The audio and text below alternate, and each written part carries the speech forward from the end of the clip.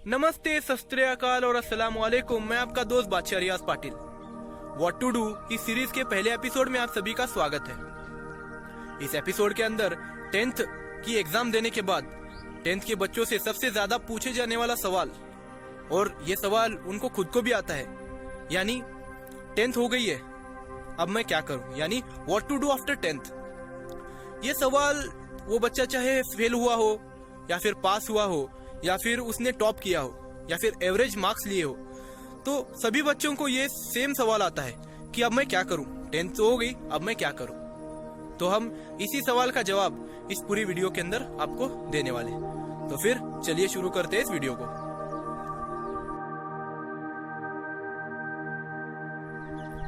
Tenth pass out होने के बाद हर इंसान की जिंदगी में एक अलग मोड़ निकलता है। 10th के बाद उसकी पूरी जिंदगी बदल जाती है।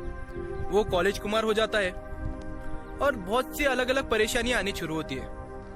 मेहमान कुछ और बोलते हैं, भाई बहन कुछ और बोलते हैं, माँ बाप कुछ और बोलते हैं और खुद के दिमाग में कुछ और चल रहा होता है। यानी कोई लोग बोलता है पुलिस बन स्कोप है, कोई बोलता है डिप्लोमा कर स्कोप है, कोई बोलता है इंजीनियरिंग कर स्कोप है, कोई बोलता है डॉक्टर बन स्कोप है, कोई बोलता है आईएएस बन, कोई बोलता है वकील बन, कोई बोलता है जज बन। तो ये सभी कंफ्यूजन्स को बाजू में करना चाहिए। पहले तो बच्चों ने क्या करना चाहिए, इन सभी कंफ्यूजन्स को बाजू में करना चाहिए, इन सभी क्वेश्चंस को बाजू में करना चाहिए और अपने दिमाग पर फोकस करना चाहिए कि मुझे क्या करना है। बाकी लोगों का कुछ फायदा नहीं है, कोई आपकी परेशानियां दूर करने नहीं आएगा भविष्य के अंदर। आप पहले ये डिसाइड करो कि आपको क्या करना है। और करियर गोल चूज करते वक्त किसी के भी प्रेशर में आना गलत बात है, क्योंकि उसकी वजह से क्या होता है, आप करना कुछ और चाहते हो और कर कुछ और लेते हो, और उसकी वजह से क्या होता है, आपका ईयर बर्बाद होता है। मैंने बहुत से बच्चे देखे हैं ऐसे जिन्हें करना कुछ और था और कर कुछ और बैठते हैं, फिर उसके बाद उन्हें जो करना था वो चीज की तरफ वापस आते हैं। तो एक एक बच्चों के मैंने 2 साल, एक एक बच्चों के मैंने 5-5 साल तक बर्बाद होते हुए देखे हैं। तो मैं मेरे व्यूअर्स को ये बताना चाहता हूँ कि आप टेंशन मत लो, पहले तो इन सभी कंफ्यूजन्स को दूर करो और आपको क्या करना है इस पर फोकस करो। यानी एक साधारण सा एग्जांपल देता हूं। आपको अगर सफर पर निकलना है, आप किसी सफर पर जाने वाले हो, आपको समझो आप सफर पर जाने वाले हो, तो आप पहले क्या करते हो, अपनी मंजिल डिसाइड करते हो कि आपको पहुंचना कहाँ है, आपको जाना कहाँ है।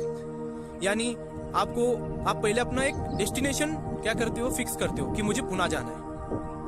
तो आप क्या करते हो, पुणे जाने के लिए पहले डेस्टिनेशन सेट करते हो कि मुझे पुणे जाना है। फिर आप क्या करते हो, उस मंजिल तक पहुंचने का रास्ता ढूंढते हो गूगल पर आप डालते हो पुणे टू सोलापुर, सोलापुर टू पुणे, फिर वो गूगल आपको रास्ता दिखाता है। तो वैसे ही जिंदगी की मंजिल के अंदर भी आपको ऐसे ही करना है। आपको पहले अपनी मंजिल डिसाइड करनी है, आपको बनना क्या है। आपको डॉक्टर बनना है या इंजीनियर बनना है या फोटोग्राफर बनना है या एक्टर बनना है या सिंगर बनना है या किसी कंपनी के अंदर एम्प्लॉय बनना है या बिजनेसमैन बनना है या फिर आईएएस ऑफिसर बनना है। ये सभी आपको पहले डिसाइड करना पड़ेगा। फिर उसके बाद उस मंजिल तक पहुंचने का रास्ता क्या है, उस करियर को पाने के लिए आपको कौन सा एजुकेशन लेना पड़ेगा, उस एजुकेशन को लेने के लिए कौन सा कॉलेज बेस्ट है, और उस एजुकेशन को, उस करियर को चूज करने के लिए आपको परसेंटेज कितने चाहिए, हाँ, कौन कौन से एग्जाम्स देने पड़ेंगे, इन सभी चीजों का बाद में आता है। तो पहले क्या करना है, आपको अपना गोल डिसाइड करना है कि आपको बनना क्या है अपनी जिंदगी के अंदर। फिर उसके बाद आप अपना उस करियर तक पहुंचने का रास्ता ढूंढिए कि उस करियर को पाने के लिए आपको क्या करना है। अब हम बात करेंगे कि आप 10th के बाद अपना करियर चूज करते हो, तो उस करियर को पाने के लिए कौन सा रास्ता अपनाना चाहिए इसके बारे में। तो 3 अलग अलग रास्ते आते हैं हर 10th पास आउट बच्चे के सामने। पहला है 11th-12th, दूसरा है डिप्लोमा और तीसरा है ITI। अगर आपको पुलिस बनना है, आर्मी में भर्ती होना है, टीचर बनना है, वकील बनना है या फिर किसी कंपनी के अंदर जॉब करना है या फिर उसके साथ साथ कोई गवर्नमेंट सर्वेंट बनना है जैसे IAS IPS, तो आप 11th-12th का रास्ता अपनाते हो, जिसके अंदर आप आर्ट्स, कॉमर्स और साइंस, इन 3 फील्ड में से एक फील्ड को चूज कर सकते हो। तो इन तीनों फील्ड में से आप इन सभी करियर्स को चूज कर सकते हो। लेकिन अगर आपको बैंकिंग फील्ड के अंदर करियर करना है, अगर आपको CA बनना है या फिर इनकम टैक्स ऑफिसर बनना है या फिर कोई भी पैसे रिलेटेड काम करना है, तो आप कॉमर्स का रास्ता चूज़ कर सकते हैं। उसके अंदर आप 11th-12th कॉमर्स में कीजिए, फिर उसके बाद आप बीकॉम कर सकते हो, एमकॉम कर सकते हो, फिर उसके आगे आप सीए बन सकते हो या फिर बैंक में जॉब कर सकते हो। अगर आपको साइंस रिलेटेड किसी फील्ड के अंदर रिसर्च करना है, करियर करना है, पढ़ाई करनी है, तो आप क्या कर सकते हो, 11th-12th साइंस इस साइड को चूज़ कर सकते हो। फिर उसके बाद अपने अपने इंटरेस्ट के हिसाब से आप मेडिकल साइड चूज़ कर सकते हो या फिर डिप्लोमा चूज़ कर सकते हो या फिर बीई कर सकते हो। और उसके साथ साथ आप बीएससी, एमएससी इन साइड्स को भी चूज़ कर सकते हो। तो इस करियर पाथ की मदद से आप इंजीनियर बन सकते हो, डॉक्टर बन सकते हो, साइंटिस्ट बन सकते हो। और अगर आपको ये सब नहीं करना है तो आप क्या कर सकते हो, आपका ग्रेजुएशन पूरा हुआ है तो आप गवर्नमेंट एग्ज़ाम दे सकते हो और गवर्नमेंट सर्वेंट बोल के काम कर सकते हो। अब हम बात करेंगे उन 2 रास्तों के बारे में जो रास्ते ज़्यादातर बच्चे अपनी फैमिली की परिस्थिति सुधारने के लिए, जल्दी से जल्दी पैसे कमाने के लिए, जल्दी से जल्दी जॉब करने के लिए चूज़ करते हैं। वो है डिप्लोमा और आईटीआई का रास्ता। क्योंकि जितने जॉब अपॉर्चुनिटीज़ डिप्लोमा और आईटीआई के पास आउट बच्चों को है, उतने job opportunities BE, BTech, MTech और उसके साथ साथ बाकी ग्रेजुएशंस के बाद यानी बीए, बीकॉम, बीएससी इनके बाद नहीं है। आप डिप्लोमा और आईटीआई जो है ये बहुत से अलग अलग ट्रेड्स के अंदर कंप्लीट कर सकते हो, जिसके अंदर अनगिनत अलग अलग विभाग हैं। जैसे डिप्लोमा के अंदर है मैकेनिकल, सिविल, इलेक्ट्रिकल, इलेक्ट्रॉनिक्स और ऐसे बहुत सारे हैं। और उसके साथ साथ आईटीआई के अंदर fashion designing, motor mechanic, welder, fitter, फिर उसके बाद बांधकाम, उसके साथ साथ रेफ्रिजरेशन एंड एयर कंडीशनिंग और ऐसे बहुत सारे अलग अलग ट्रेड हैं। आप डिप्लोमा 3 साल में कंप्लीट कर सकते हो और उसके साथ साथ आईटीआई 2 साल में। और अगर आप जॉब कर रहे हैं और आपको लगा कि मुझे हायर एजुकेशन लेना चाहिए तो आप क्या कर सकते हो, डिप्लोमा और आईटीआई के बाद हायर एजुकेशन के लिए भी जा सकते हो। डिप्लोमा के बाद आप डायरेक्ट सेकंड ईयर बीई के अंदर एडमिशन ले सकते हो और उसके साथ साथ आईटीआई के बाद आप डायरेक्ट सेकंड ईयर डिप्लोमा के अंदर एडमिशन ले सकते हो। और इससे क्या होगा कि आपकी जॉब भी सिक्योर रहेगी और उसके साथ साथ आप अपनी डिग्री भी कंप्लीट कर लोगे और आपको प्रमोशन भी इजीली मिलेगा। तो मेरा कहना यही है कि जॉब छोड़ के आप अपने हायर एजुकेशन के लिए मत जाइए, बाहर से ही हायर एजुकेशन के एग्जाम्स दीजिए। तो ये तो बात हो गई मेन 3 रास्तों के बारे में। अब हम बात करेंगे आर्ट फॉर्म के बारे में और स्पोर्ट्स के बारे में। आर्ट फॉर्म यानी जो बॉलीवुड इंडस्ट्रीज के अंदर यूज होते हैं, जैसे डांसिंग है, सिंगिंग है, एक्टिंग है, डायरेक्शन है और उसके साथ साथ लेखन है, चित्रकला है, ये सब आर्ट फॉर्म में आते हैं। और उसके साथ साथ स्पोर्ट यानी जो कबड्डी, क्रिकेट, फुटबॉल, ये सब। आप ये दोनों चीज़ें जो है अपना एजुकेशन कंप्लीट करते वक्त बाहर से इन सभी के क्लासेस लगा के इन चीज़ों को कंप्लीट कर सकते हो। या फिर अगर आपको फुल फ्लेज, अगर आपको आर्ट फॉर्म में किसी आर्ट फॉर्म के अंदर आपको फुल फ्लेज काम करना है तो आप आर्ट फॉर्म कॉलेजेस के अंदर भी एडमिशन ले सकते हो, जो बड़े बड़े सिटीज़ के अंदर अवेलेबल है, मुंबई, पुणे के अंदर। और आप स्पोर्ट्स के लिए बाकलेवाड़ी जैसे बड़े बड़े स्पोर्ट इंडस्ट्री एरिया के अंदर भी आप एडमिशन ले सकते हो।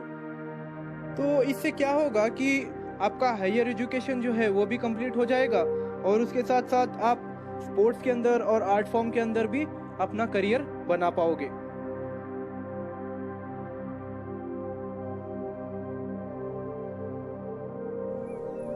तो फिर अब भी हमने इस वीडियो के अंदर करियर गाइडेंस के बारे में बात की, गोल कैसे सिलेक्ट करना चाहिए लाइफ के अंदर उसके बारे में बात की और उसके साथ साथ उस गोल की इम्पोर्टेंस के बारे में बात की। तो फिर अब मैं बात करना चाहता हूँ पेरेंट्स के हवाले से।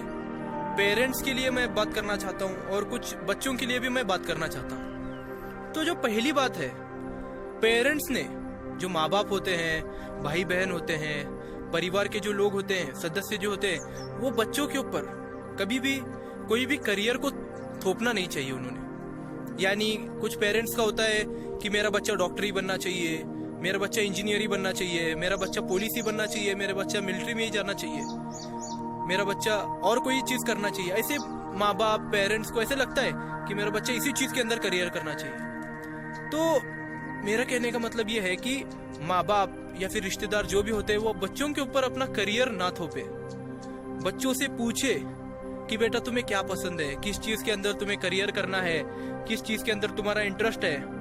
बच्चे से पूछे तुम्हें डॉक्टर बनना है या इंजीनियर बनना है, हाँ, या फिर वकील बनना है, पुलिस बनना है, आर्मी में जाना है, या फिर तुम्हें फिल्म इंडस्ट्री के अंदर काम करना है, या फिर लेखक बनना है, चित्रकार बनना है, फोटोग्राफर बनना है, ये सब चीजें बच्चों से पूछे। उनके ऊपर करियर थोपने से अच्छा इन सभी चीजों को बच्चों को पूछे, उन्हें गाइड करे। अगर इनमें से किसी चीज को बच्चों ने चूज किया तो उस करियर पाथ को अचीव करने के लिए बच्चों को गाइड करे कि बच्चे तू इस एजुकेशन के साथ तू उस करियर को चूज कर सकता है, उस करियर को पा सकता है, उस गोल को कंप्लीट कर सकता है, ये बच्चों को बताए। तो अगर आप ऐसे करेंगे ना तो क्या होगा, बच्चा इंटरेस्ट के साथ पढ़ेगा, कोई टेंशन नहीं होगा उस बच्चे को, आपको कोई एक्स्ट्रा क्लासेस लगाने की जरूरत नहीं पड़ेगी। अगर वो इंटरेस्ट के साथ पढ़ेगा तो बच्चा अच्छा परफॉर्मेंस देगा और लाइफ के अंदर कुछ ना कुछ अच्छा जरूर करेगा। और अदर हैंड अगर आपने बच्चे के ऊपर जबरदस्ती की, उसको उसके मनपसंद करियर पाथ के अंदर नहीं डाला, तो क्या होगा, वो बच्चा प्रोडक्टिविटी नहीं देगा, अच्छे परसेंटेज नहीं मिलेंगे, फेल होगा। हाँ, और अच्छे परसेंटेज में मिले तो लाइफ में उसे एक मलाल रहेगा उसके दिल में कि मुझे ये चीज करना चाहिए था, लेकिन मैं प्रेशर में आके मैंने ये चीज नहीं किया। तो बच्चों के ऊपर ऐसा फोर्स ना करे, उन्हें गाइड करे। और बच्चों के लिए ये बात बोलना चाहता हूँ कि बच्चे जो हैं कोई भी करियर पाथ चूज करते वक्त खुद को क्या पसंद है इसकी तरफ ज्यादा ध्यान दे, सोचे मैं किस चीज के अंदर करियर कर सकता हूँ, अच्छी तरीके से कर सकता हूँ, और उस करियर को जी जान लगा के मेहनत करके उस करियर को अचीव करे और लोगों को दिखा दे कि हम किसी से कम नहीं, हम भी कर सकते हैं। तो मेरा यही आश्वासन है बच्चों से कि जो भी करियर पाथ आप चूज करो आपकी पसंद से, उस करियर पाथ को आप ब्रेक कर दो, उस करियर पाथ के अंदर रिकॉर्ड बना दो, ऐसा रिकॉर्ड बना दो कि कोई आपके रिकॉर्ड को ना तोड़े। तो फिर अगर आपको इस वीडियो के थ्रू पता चला होगा कि करियर कैसे चूज करना चाहिए, गोल का इंपॉर्टेंस क्या है, और उसके साथ साथ कौन से करियर के लिए कौन सा एजुकेशनल पाथ इम्पोर्टेंट है, ये अगर आपको पता चला होगा तो आप मुझे इस वीडियो को लाइक कीजिए। इस वीडियो के नीचे आप कमेंट करके बताइए कि भैया मुझे ये बात आपकी पसंद आई, मैंने आपकी वीडियो को देख के मैंने अपने करियर को चूज किया, मैंने अपने गोल को सेट किया है, मैं आपकी वीडियो के हिसाब से मैं करियर पाथ चूज करने वाला हूँ। ऐसे आप मुझे वीडियो के कमेंट में बता दीजिए।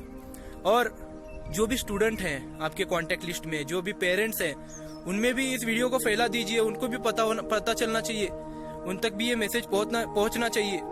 और अगर आपने सब्सक्राइब नहीं किया होगा तो मेरे चैनल को सब्सक्राइब भी कीजिए। ऐसे ही आपके मैं बहुत से प्रश्नों का जवाब इन वीडियोस के थ्रू देने वाला हूँ, जैसे कि 12वीं के बाद क्या करना चाहिए, डिप्लोमा के बाद क्या करना चाहिए, या फिर फेल होने के बाद क्या करना चाहिए। ऐसे ही कुछ सवालों के जवाब मैं इस वीडियोस के थ्रू देने वाला हूँ। और अगर आपको इन वीडियोस के थ्रू भी कुछ पता नहीं चला, आपको समझ में नहीं आया, तो बाजू में आपको मैं नंबर दिखेगा आपको, उस नंबर पर आप मुझे कॉल कर सकते हो, मैसेज कर सकते हो, व्हाट्सएप कर सकते हो और अपने प्रश्नों को पूछ सकते हो। और मैं आपके उन सभी प्रश्नों के जवाब देने की कोशिश करूंगा इंशाल्लाह। और अगर आपका क्वेश्चन अच्छा होगा तो उस क्वेश्चन के ऊपर मैं पूरा एक वीडियो भी बनाने की कोशिश करूंगा। तो फिर आज तो हमने सिर्फ 10th पास आउट बच्चों ने क्या करना चाहिए इसके ऊपर बात किया है। इंशाल्लाह मैं अगला एक वीडियो बनाने वाला हूँ जिसके अंदर मैं बताने वाला हूँ कि बच्चा फेल हुआ तो उस बच्चे को कैसे रिएक्ट करना चाहिए और उसके पेरेंट्स को कैसे रिएक्ट करना चाहिए, इसके ऊपर भी मैं एक वीडियो बनाने वाला हूँ। तो फिर तब तक के लिए अलविदा, मिलते हैं अगले वीडियो में। जय हिंद।